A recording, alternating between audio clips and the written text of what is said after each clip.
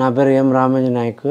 నేను అనంతపూర్లో సెంట్రల్ జైల్లో హెడ్ కానిస్టేబుల్గా పనిచేస్తాను. నాకు ఉన్నట్టుండి న్యూమోనియా వ్యాధితో అక్కడ బాధపడుతూ మా దగ్గర ఉన్న కన్సల్ట్ మాకు తెలిసిన డాక్టర్ గారిని చెస్ట్ స్పెషలిస్ట్ కలిస్తే అక్కడ డాక్టర్ గారు నీకు న్యూమోనియా వ్యాధితో నువ్వు బాధపడుతున్నావు, ఊపిరితిత్తు లంగ్స్ అన్ని డ్యామేజ్ అయినాయి అని చెప్పేసి వాళ్ళు తొందరగా ఏదైనా మంచి హాస్పిటల్కి వెళ్ళాలని సలహా ఇస్తే అక్కడ ఒక డాక్టర్ సారు ఇక్కడ అపోలో హాస్పిటల్కి రెఫర్ చేశారు. ఇటుకు వచ్చిన తర్వాత చాలా అన్కాన్షియస్లో ఉన్నాను. తర్వాత శ్రీకాంత్ సారు చూసి ఓకే అండి చేద్దాం, పర్వాలేదు అవుతుందిలేండి, నో ప్రాబ్లం అని చెప్పి ధైర్యం చెప్పి ట్రీట్మెంట్ స్టార్ట్ చేశారు. సార్కి ట్రీట్మెంట్ సహకరించాను. ఆయన 1 అవర్కి వచ్చి చూసి ట్రీట్మెంట్ ఇచ్చారు.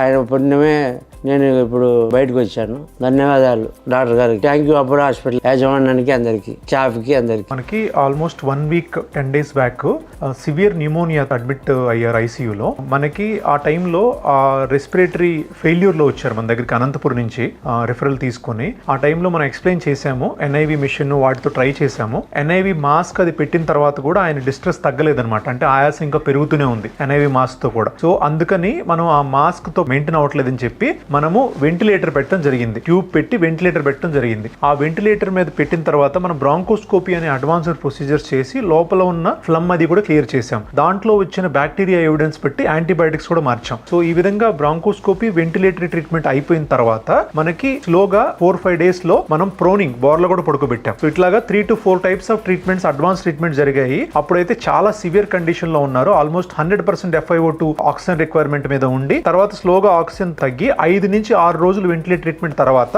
ఆయనకి ఇంప్రూవ్మెంట్ వచ్చిందండి. ఇప్పుడు మీరు చూడొచ్చు ఆయన without ventilator, without oxygen normal గా కూర్చొని మాట్లాడుతున్నారు మనతో. ఇదంతా కూడా 1 week to 10 days తోనే. సో మనం ఏంటంటే అండి ఇక్కడ అపోలో హాస్పిటల్స్ లో precise diagnosis, precise treatment and faster recovery అనే ఎయిమ్ తో వెళ్తామండి. ఆ డయాగ్నోస్టిక్ పార్ట్ ఏదైతే ఉందో దాన్ని ఇనిషియల్ టైంలోనే దాన్ని అడ్రస్ చేసి ఆ కాజ్ ఏంటి, రూట్ కాజ్ వరకు వెళ్ళి ట్రీట్మెంట్ చేసి అనేది మనం క్రిటికల్ ఇల్ పేషెంట్స్ ట్రీట్ చేయడం జరుగుతుందండి. రోజు ఆయన ఇంటికి వెళ్ళిపోతున్నారు. ఆక్సిజన్ కూడా లేకుండా ఏం లేకుండా పోలీస్ గా వర్క్ చేస్తారు సార్ అనంతపురంలో. సో ఇప్పుడంతా ఈజీగా ఉందండి.